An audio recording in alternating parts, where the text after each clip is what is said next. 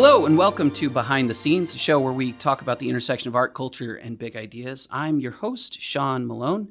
I'm the creative director for the Foundation for Economic Education and creator of Out of Frame, a show on YouTube where we talk about a lot of the same things.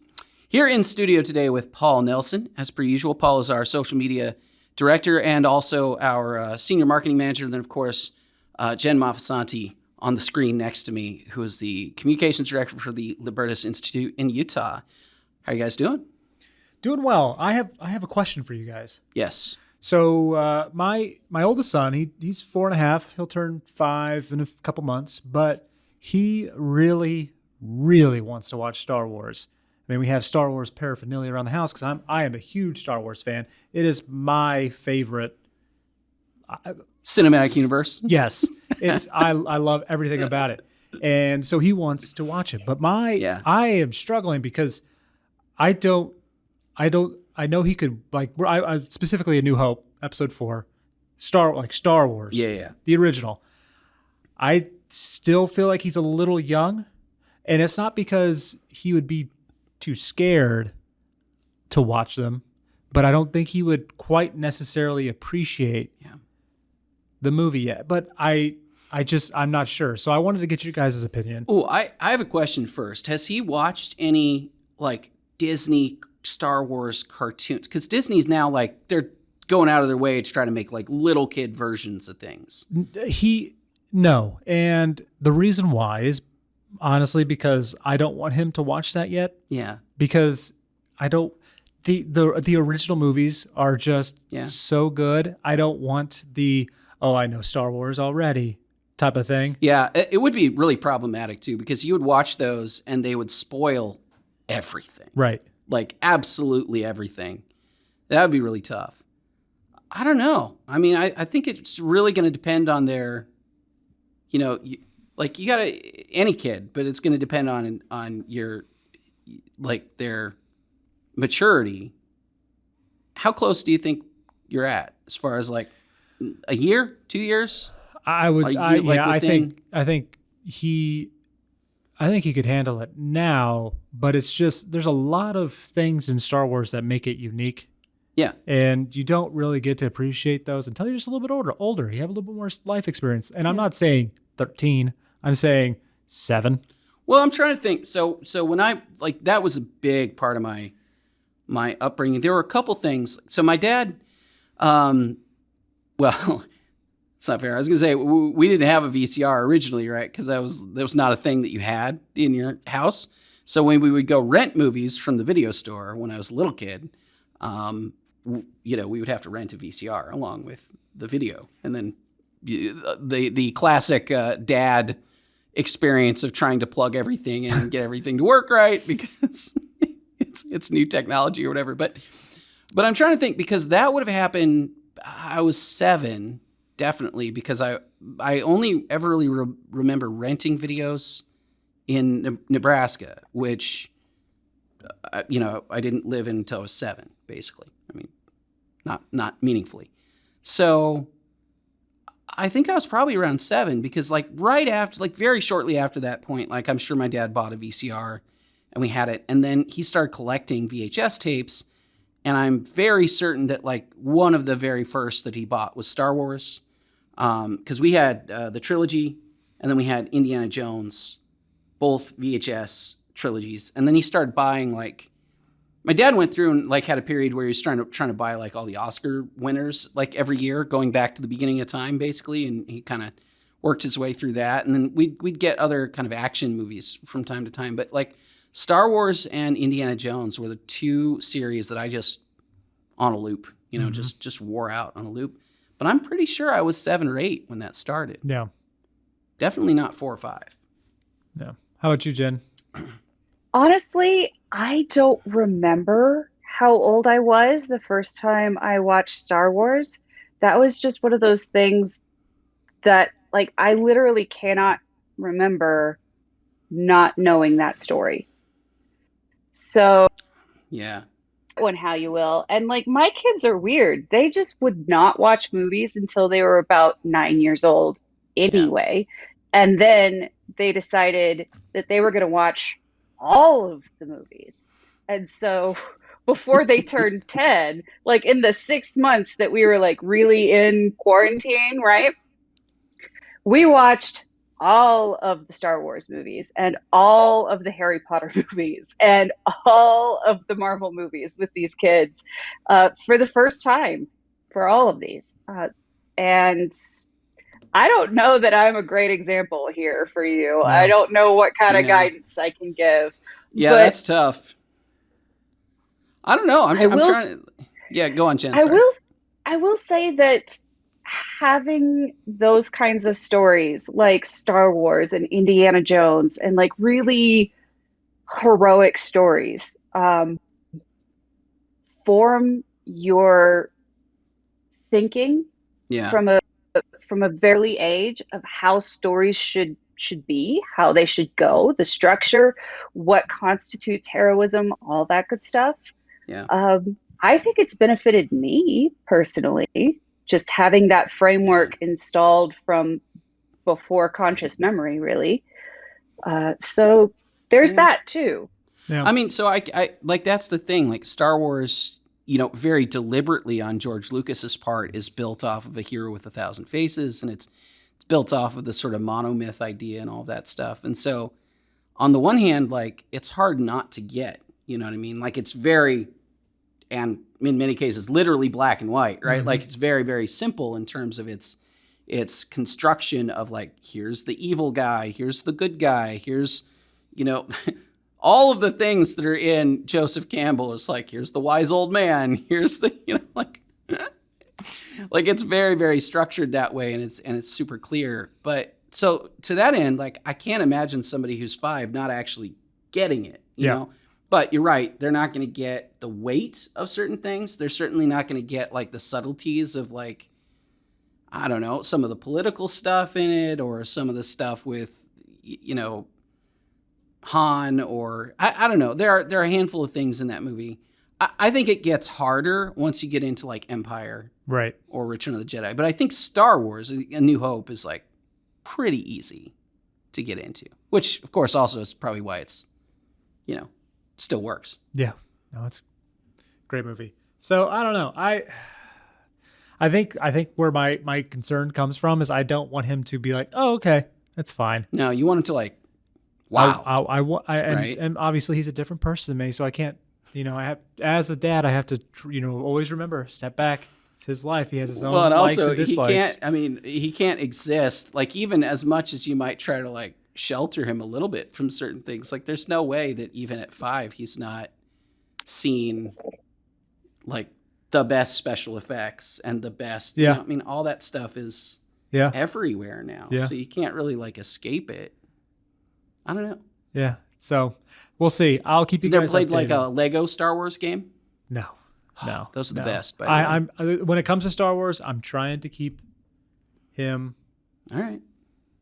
just very like pure, not because to be like, okay, I told you I love Star Wars, love everything about Star Wars, but there's been a lot of junk. There's bad Star Wars, and I don't want that to be his first. Yeah, no, yeah, I agree. Entryway. Yeah. So with that said, like, how are you gonna? Sure. You're gonna start with A New Hope. Yes. You're not gonna. Yes. So my plan is to go through the movies by release date, and if we do the sequels, we may not. Hopefully, I don't know. We'll see. But definitely the original and probably the prequels. But this sequels. Oof. Yeah, that's weird to think that like there is more bad Star Wars than good Star Wars now. Yeah, and it's still such a cultural force. Yeah. It's depressing. Pun As someone mildly who intended, loves perhaps. Star Wars, Yeah. like it's just it hurts. Well, it's weird because like, so, I was in, I guess, high school or I was like 18 when did 99 Phantom Menace came out in 99. So Yeah. I was like 16 or 17, 16 probably. And I don't remember what time of year it came out, probably Christmas or whatever. But so like I obviously think like it was a summer movie. maybe it was, I don't remember. But in any case, like a couple years before that, they were re-releasing everything as the enhanced edition, special edition versions. And I went to see every single one of those in the theater, and it was just the most amazing experience. Like that, I mean, and I don't know, like the lack of, and this is kind of taking this on a tangent a little bit, like I kind of feel bad for young kids now to some extent, because I am a little worried that like the theatrical, like seeing a movie in a theater, the way that you used to be able to see movies in the theater is kind of dead. Yeah. I don't know if it's permanently dead, but like right now, and especially over the last couple of years, like it's not in good shape. If it's not dead, it's like on life support at this point. Not dead yet. Not quite dead yet, but very close. And, man, I've got so many great experiences of like sitting down in a room with, God, in that case, probably 250 plus, maybe 500 people. And the lights go, and those especially, because with like the special editions, like you had, you know, because of course I went to like the opening night, whatever, and all like the theaters were doing stuff, people dressed up in costumes and whatever, and then people had lightsabers swinging around. And then when you get in there, they basically like, they know that this is going to be a madhouse. So they literally send ushers in to like give announcements at the beginning of the movie. It's like, okay, everybody settle down. The movie's about to begin, blah, blah, blah. You know, like, are you all good? Like, do you need anything? And then the lights go down and that 20th Century Fox logo, you know, that bumper comes on and it's just eruption of like cheers and screaming and just the most exciting, like it's like if I like sports, it would be like the winning the Super Bowl and being in a crowd of sports fans winning the Super Bowl, and you're like, oh my gosh, the sports bowl. It'd be winning, right? But my point is like that's an insane thing to happen, like, and it's a really cool experience, and it happened with every single one of those. It happened with all of the special editions. It happened with all of the prequels. And then it's happened like, and then as I've gotten older, and then once we got into the sequels, it started to sort of diminish a little bit. Yeah. And in that last, like in The Last Jedi, in The Rise of Skywalker, like I get into that movie, and it's like, there's a couple, just like, it's like, woo, ow, yeah. But it's not like this entire sea of 500 people just losing their minds over this thing. And that's kind of tragic to me, because there are a couple of these things where you're like, wow, these are just great community experiences shared with a bunch of other people. And that matters. Like having those shared human experiences is really important. Yeah. And a lot of kids are like now never going to grow up with that. Like they're never going to experience that, which is weird. Yeah. No, but it's you want your son to experience right. That. I want him to be like, or at least have that, get that feeling. Right. The 20th Century Fox, the opening crawl. Yeah. I mean, it's just, it hits. It hits. It's different. It hits. As the kids say, It slaps. No cap. Yeah. So, no, I mean, I don't know, man. I would probably wait a little bit if you can withstand the pressure and hold it off. Nice. He's like, I'm ready to watch Star Wars. Okay. I'm trying to think if there's anything that you could give. There's nothing you can give him. You've got to like lay out this experience the right way. You can't. This is totally. He somehow figured out that Godzilla exists, and is it a thing? So he's like, I want to see Godzilla. So I pulled up like the best of Godzilla. Loved it. Loved it. And King Kong, Mecha Godzilla. I mean, he's just. And you're talking about like the new Toro stuff. movie, like the Toho movies from like. No. I'm talking about the new stuff. The new ones. Oh. Which are legitimately Yeah. kind of a little scary. I was kind of expecting him to be. Yeah. No, loved it. He was all there. He's like, I'm Mecha Godzilla. And now he's just yelling around the house. And our 2-year-old is King Kong. And right behind him. It's pretty cute, but also very loud. That describes most of children. Yeah. I mean, Pretty cute, but really loud. If they weren't cute, then they would probably be left in the woods somewhere, and you wouldn't, you wouldn't hang on to them. 100%. They need to be Babies cute. are cute for the same reason puppies are. It's real important. You'd never keep them otherwise. But all right, so let's get into this because actually I think that weirdly, like the movie that we're going to talk about today is The Green Knight, which is a movie theoretically about Arthurian times, I guess, centered around we'll call him a lesser knight of the Round Table, Gawain. They pronounce it Gawain. I remember when I was a kid playing a video game that was Arthurian based. I don't remember the name. It's a PC game in like 1991, so this is not really a thing that I would remember super well. But I remember reading, it's like Lodestone or something like that. I'm trying to remember the name of the game, but I always said it Gawain because that's what I thought it was. But apparently it's Gawain, which is a thing I learned just the other day when I watched this movie. So 30 some odd years or whatever, and now I'm just learning how to pronounce this word. That's the only question this movie answered. It answered that question really well. So all right. So I guess I will explain the gist of the plot of the movie to the extent that I can. I think Paul's like, more power to you, man. Give it a shot. Go for it. It's all However, I will preemptively say Jen is our resident Arthurian legend expert here, so we're going to rely on Jen heavily for any explanations that may be had about this movie. I mean, expert might be a stretch, but at least enthusiast. All right. So the plot is relatively straightforward. Relatively. Right. Okay. In the basic beats, we have a guy who is King Arthur's nephew, Gawain, who is kind of he's not a serious person. His parents would say they're disappointed with him. They should be disappointed. Not mad, disappointed. He's basically spending his time in brothels and opium dens instead of doing anything particularly useful. But on Christmas, one year, and he's probably, I don't know what we think, he's like 18 or 20, or he's in his, Dev Patel's in his 20s, clearly 30 at this point, but he's a man at this, he's an adult at this point. I don't know what he's supposed to be in the movie, but in any case, it's Christmas, he goes to the party at the castle, which is a dreary, awful experience, I think. Dimly lit, just people hanging out, but King Arthur is there. He is very old at this point, and he says some very nice things about the people around him, and he seems like a good king and whatnot.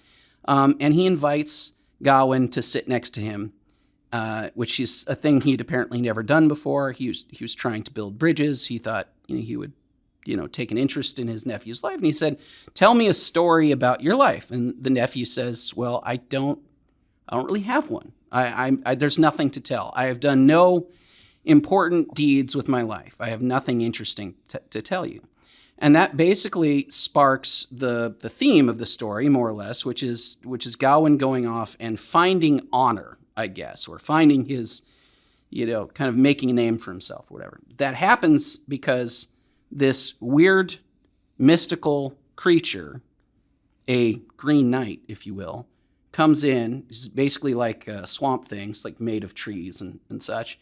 Comes in and lays out the rules of a game, a Christmas game, he says, where any brave knight may attack him, and whatever damage he does to the Green Knight, congratulations, you will win this axe, which nothing happens with, so I'm not really sure what the point of the axe is, but you will get access to this wonderful magic axe for like a year, but at the end of the year, you must go to the Green Chapel where this knight lives and have whatever damage done revisited to you.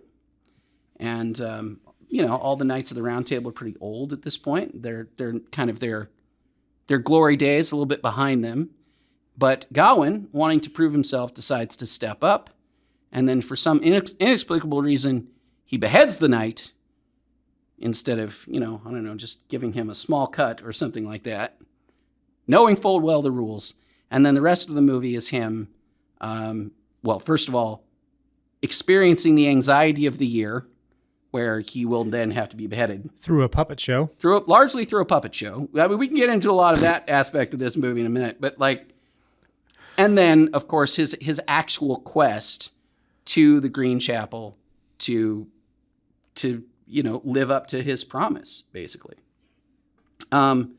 So Gawain, not really a great dude. He's not really reliable. He's not really honest. He's not like evil, but he's also just kind of trash. Like he's just like, he's not, I'm looking for a word that I can say on the podcast. 14th century Chad. Yeah. Yeah. Yeah. He's a that boy. Yeah. So like my favorite, one of the most kind of telling scenes in this movie is early on. He is he's sort of dating the prostitute that he has been sleeping with at this brothel. And I don't know, dating's the wrong word, but they're kind of a thing. An item. And she asks him at one point, hey, will you make me, why don't you make me your lady? Why don't you make me, why don't you marry me? Right. And his response is like, yeah, I don't know, and it's not like, he's not like cruel to her, but he's just like, yeah, this guy is, to put it mildly, unreliable. He's not really a guy you marry, let's say. But it seems like a lot of the theme of the movie is him trying to evade responsibility when the whole premise of the game is basically accepting responsibility. So that's sort of like the dichotomy of the movie. Now, I'm saying all of this as if it's really straightforward, but in fact, the movie is incredibly surreal. It's all over the place in terms of like time and space and whether or not anything is real or not real. It's, yeah. Clothing items that stay on. Or off. Or whatever. Who knows? Yeah, there's all kinds of, the movie's not the easiest to follow. No. Necessarily. No. So yeah, that's the basic premise of the movie. He goes, and then, the rest of it's basically a road movie. He goes to he journeys to the Green Chapel and meets his fate, more or less. But like, how he does that is crazy. So yeah, Paul feels. So let me preface this by saying this kind of movie is not my cup of tea at all. I'm not a fantasy junkie. I know I've talked about like The Wheel of Time, liking those books, which surprised me, honestly, because it's just not what I really enjoy. So, this one is difficult. So I'm going to say something nice at the beginning, because this is about the only nice thing I have to say after thinking about this for a while. I'm glad this movie exists. And the reason why is because they took chances. They did. And and you could almost kind of see why in some areas, but they never really work and they never really make sense. And they don't hold your hand at all, which I think a lot of times our movies nowadays do too much hand holding, but this is like, we're not going to hold your hands. We're going to push you into a dark room, close the door, and then blindfold you again, and then try to tell you a story. It makes no sense. And there's when you start the movie starts, there's a poem read in a voice that you can't understand, but you not super well. And then they have all of their the title cards. Their title cards are all in Old English, and they flash on and off, and you can't read them. That was like several of them I was like fine with, because they were only like one word or they're like a couple words or whatever. But I don't even, again, I was going to say I don't even remember it, but it's not that I don't remember it. I never knew what it was. There was a title card in there where I literally couldn't read it. And I turned to my wife and I'm like, well, this is where we are now in the story. We're here. This is this place, apparently. Good job.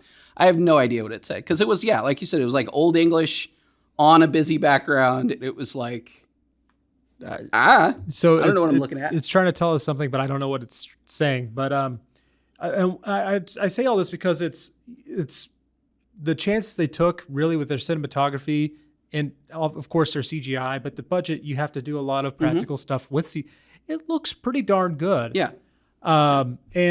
And a lot of their choices with lighting was really interesting, but that's pretty much where my compliments end. Now, this is by the way, the studio that made this is A24. Now, A24 has made an awful lot of movies that you're probably familiar with. Ex Machina, which also stars Alicia Vikander, who was in this movie. Also Slow West. I'm kind of going through these, but like Mississippi Grind, which I actually kind of liked. It was Ryan Reynolds' movie. Green Room, The Lobster, Swiss Army Man, like Moonlight, Free Fire, and then of course Midsummer and Hereditary and those movies, which are very critically acclaimed now. But you can kind of see in their like lineup of movies that they're all strange. Like they're all really unique, interesting. Like you can understand why they do well at Cannes or Sundance or like IFC, and like they're doing well in like film festival, like the high end film festivals, right? They also did the Florida Project, which I totally recommend. It's a great movie. But like, and they did The Lighthouse with Willem Dafoe as well, which I haven't seen yet and kind of want to see. But they're all really unique, interesting, strange films. Not all of them are going to be for everybody. Going into this, my expectations were, I knew it was an A24 movie, so it's going to be weird, and it's going to be different and not really straightforward, but there's certain, I don't want to say rules, but if you're going to have text on screen, make sure people can read it. Yeah, stuff like that would be really helpful. There's a lot of the movie where the cinematography is really good. Or let me rephrase. There are several shots specifically in this movie that are composed really, really well, lit really well, look really interesting. There's also a lot of the movie that's really muddled and dark and hard to understand. Do you think that was the theater you went where you saw it on? I don't think so. Okay. No, I think it's largely because the stuff that was good was clear and good. I think they made choices in this movie for a lot of it to be obscured. Yeah. And even in some of the good cinematography and some of the stuff that's really great, like in particular, like there's a scene where Gawain ends up underwater, and then as he's searching for a skull, basically searching for a magic, the head of a ghost, basically at this point. This is the craziest. Not the craziest thing in the movie by any stretch, but like he's searching for this skull underwater, and it's obviously at first it's like super dark, but then it gets really like infused with red light, and it's really pretty. Oh, also I think A24 did Under the Skin, Scarlett Johansson movie. Thinking about like these kind of weird underwater sequences, and they're really striking. But also my beef with the movie in general is that it takes a lot of twists and turns to not really go anywhere, which is my bigger kind of complaint. But Jen, you have a different perspective, much like last week's episode. You're going to be the odd one out here, and B, you know more about the Arthurian stuff, so maybe you can fill in some gaps. I'm not really sure, or maybe not. The Arthurian stuff is weird, so maybe it's not possible to fill in gaps. Who knows? Yeah, Arthurian stuff is weird, which we'll get to in just a second. But I will say that this was not a perfect movie. Like there were some issues. I agree about the text, and sometimes I wish things were a little bit better lit and it was a little clearer what was happening kind of in more of the frame. But this movie was wild, and I have been thinking about it for almost a week solid. And I am really kind of in love with it. It is a weird fever dream of a Christmas horror movie. And I really, really like it. I am going to watch this movie at least 5 times. Huh. Like, not in the theater, Yeah. but like in general, just so I can make sure that I have gotten as much from it as I want to. And I think that this is actually a really interesting and extremely effective homage to Arthurian legend as a whole. This is not the most well-known fact in the world, but there isn't actually any kind of established canon for Arthurian legend. Most of the most popular stories that we tell each other about King Arthur and the Knights of the Round Table are actually like glorified fan fiction stories of even earlier tales that didn't necessarily survive. Like some of them did, but some of them didn't. And so because everything is really muddled and jumbled, the legend of King Arthur and the legend of these knights is really whatever we want it to be. If we decide that Monty Python and the Holy Grail is canon, it's I'm in. Arthurian canon. Holy hand grenade. It is. The Holy Hand Grenade of Antioch is Arthurian canon. Okay, I'm in. But so is BBC Merlin. So is Disney's Sword in the Stone. So is all of it. So is Connecticut Yankee and King Arthur's Court. Like there is everything is nothing is canon. And so we can kind of make of it what we want. And it's all very confusing. There's no clear direction with it.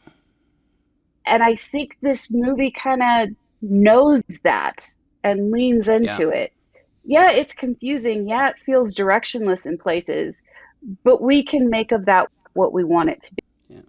So I'll tell you what I like. I kind of don't like about the movie specifically, and it's less about whether I don't have any knowledge or preferences on what counts as Arthurian legend or doesn't. So I'm not here to debate the like the accuracy or whatever of this character or the journey or any of that. But and also, by the way, old medieval tales a lot of times do include, and I will say a lot of Shakespeare includes like these really, like you said, fever dreams. Like there's a lot of this stuff. Like Macbeth is filled with that, where it's like I don't know, Macbeth and Lady Macbeth are losing their minds throughout that story, and like there's witches and there's all kinds of crazy stuff that's happening. And like a lot of Old English stuff is that way, and a lot of Norse stuff is that way. I'm sure a lot of mythology or legends from everywhere are kind of that way. But the thing I kind of didn't like about this, though, was that like for me, it didn't really express a theme and the way that would be valuable. And in particular, I think it introduced a theme that it didn't really pay off, which is, again, this theme about honor. What is honor? And like, what does it mean to be an honorable person? Like, Gawain is somebody who is not honorable. Like, actually, very specifically, that's his character flaw, right? Like, it's not that he's a liar or like a cheat or like a super deceitful person.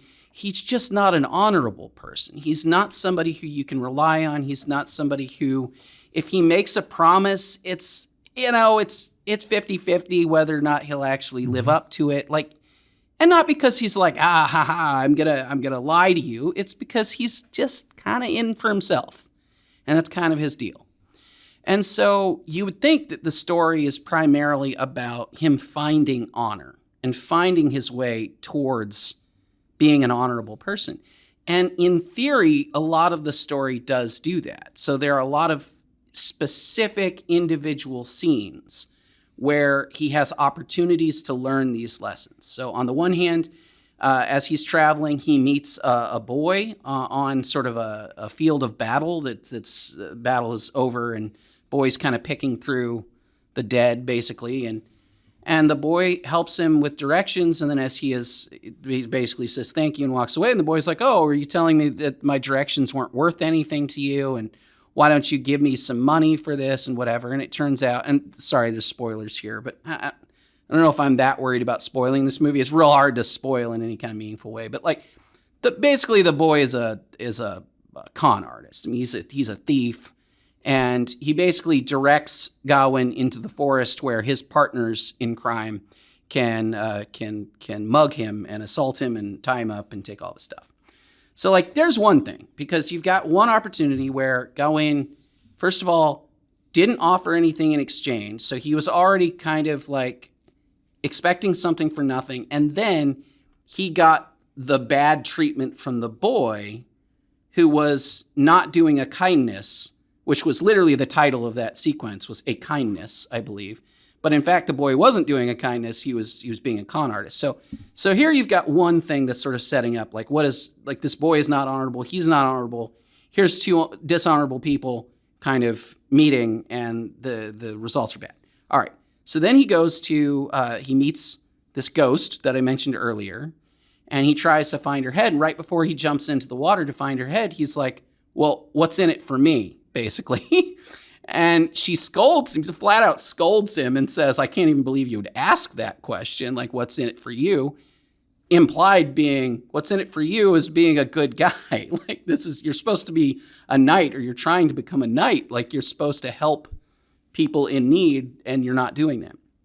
So all these things are set up to, and there's more obviously throughout the story. There's more stuff, but it's set up to like teach him the lesson. But then by the time he actually gets to the Green Knight, he hasn't really learned the lesson. And then instead of having like what would traditionally be like the dark night of the soul kind of moment in the film, it's like in the climax of the film where they condense him learning the lesson in like, I don't know, another imagination or a fever dream, or just, I don't know what it is. It was hard to tell whether or not it was real or fake or whatever, but regardless, and I'm trying not to like spoil this too much, but like he basically envisions a version of himself that like where his dishonorable self leads and what life that leads him to. And it's power initially, but then it's destruction. Right? Which I think is, pretty fair, right? But I think it's weird that lesson is like just as an afterthought sort of jammed into a montage and not really like earned in a lot of ways. And then the movie's pretty much over at that point. So you're like that he didn't really have enough time to sort of like be hit with the lesson. Now, again, this movie is like super surreal, and it's like not meant to be super clear or straightforward. So maybe that's a choice. But I feel like from a character development standpoint, I didn't love it. No. The ending of the movie. So I was watching the theater, and truth be told, I, like Jen last week, I was looking at my watch at least 3 times. Yeah. I was bored. I didn't know what they were talking about. Like, I don't like this guy. Yeah. And it was super long. It was very, very long. And it was actually, objectively, it was a long movie. And didn't look exactly to see what the runtime was, but it's not short. And surprising, I was kind of surprised with this. It was Tuesday night. The theater was pretty full. Really? My showing. And so we get to the end of the movie, and the last scene happens, and it comes up with like the Green Knight at the end, and I heard at least 3 people go, "What?" And they said what we were all thinking, and I was just I don't know. Yeah, it's 2 hours and 5 minutes. It felt yeah, every inch there. 30 minutes longer than that. Yeah. Gosh, yeah. So I really do. I'm glad that people are willing to take chances like this, and there are avenues and studios that are willing to take chances with movies like this, because you need to have that kind of. At least it's not another Marvel or another Jungle Cruise. Army of the Dead. At least it is trying to do Yeah. something different. So Yeah. I will give it that. But Well, and look, again, A24 seems to have been very successful at this. Like, I think A24 is going to be able to continue doing. Oh, yeah. Which, by the way, I gotta as an aside, like, I gotta give a shout out for that, just because how many times have you heard people say, "Oh, art cinema is dead. There's no original, interesting stories being told." There are. There absolutely are. This is one of them. Yep. Absolutely, it's one of them. It's just that per the Out of Frame episode I just put out, not always. Got to make money. You got to make money. That's not always the same thing. Like, it's not always something. If you're being super self-indulgent with your art, you can make really interesting, weird, original stuff. But you're also going to recognize that, like, vast majority of people aren't going to get it, and aren't going to want to pay for it. Right. That's okay. But, like, I don't know. Look. The budget for this movie is $15 million. Yeah. It's already looking at What? looking at Wiki right now. It's already made 8. No, I mean, it's going to make money. And that's, I think it'll be even fine. in this climate, that's impressive. Yeah. And that's what A24 specializes in. And it's a great business model. Yeah. So you're not going to get a $200 million Green Knight, but I don't think you need a $200 million Green Knight. It'd be weird if you did. But that's where the sort of pricing mechanism kind of balances this out a little bit, which is like, yeah, we're not going for the Marvel lines around the block audience. We're going for the really niche audience that is really going to be interested in this kind of, strange tone that we've created. And that is Jen right there, or right there, I think, if I'm doing this right. But then you can only spend $15 million on it. You can't spend hundreds of millions. Knowing the For budget $50 million, this is a gorgeous movie. Oh, I agree Like- there. There are a lot of, my little quibbles aside, like, cinematography overall is very good. it's very good cinematography. You can tell in some places where you just needed that extra few more dollars to make it, to get that just a little bit more time with lighting, and not maybe some different directorial choices. Because I've seen online that a lot of people are comparing this to Blade Runner 2049. And that seems crazy to me, but yeah, it's hard for me to, because it's two very different budgets. yeah, And it's while also, they're- I don't know. I mean, Roger Deakins not gonna. I mean, it's different caliber. I mean, it's just it's just cinematographer, another but- level. I kind of found that an interesting comparison, but Yeah. The cinematographer is Andrew Dross Palermo, who also shot A Ghost Story, which was directed by the same guy. So David Lowery, but looking that up. But I don't know. I don't know what to say about it otherwise, because it's like it's interesting. I do have a couple questions. Yeah. So was that actually King Arthur? Because I don't think he was titled as King Arthur. I don't actually know, but I assume so. I assume that was King Arthur. The Well, actually- the king in the movie. Yeah. Hold on. I think I Did- can Yeah. go back because it was officially King Arthur. He's the Was nephew he? of King Arthur. Merlin That was not that was titled? the Norse guy. Yeah. Yeah, he was not titled. That was just a heavy implication. Yeah. But they did state that Gawain's mother is Morgana. Oh, did they? Who's Arthur's Arthur's illegitimate sister. Okay. I missed that. Yeah. All right. By his mother, Maybe Morgan I Le was- Fay. maybe I was I still- did not. I didn't. I missed that as well. Actually, they called her a witch. She was like a witch, like in the movie. Well, yeah. But I didn't. I think they did actually name her though. No. Yeah. I'm looking in the film. Yeah. I think they did. What but was I her think I was- motivation? Because it seemed like she summoned the Green Knight. Yeah, I'm pretty sure she did. She did, and I think she wanted her son my to be. understanding was that she wanted for Gawain to learn a lesson. She Yeah. wanted him to Yeah. do the honorable thing and make Right. a good decision here Right. that would allow him to not only build prestige but also grow as a person. Yeah. What mother doesn't want that for her son, Yeah. except that he was an idiot and went for the beheading, Yeah. not anticipating that the Green Knight was just going to pick up his head, laugh, and walk away. Which, for me, like right at the beginning of the movie, I'm like, you're an idiot, dude. Because this guy, I mean, look, it's not like it took me out of the story, but it's like you're dumb. Because like my suspension of disbelief is already going like, this Green Knight is clearly magic. Like he's very clearly not a human being. He is some kind of like weird tree-based earth monster.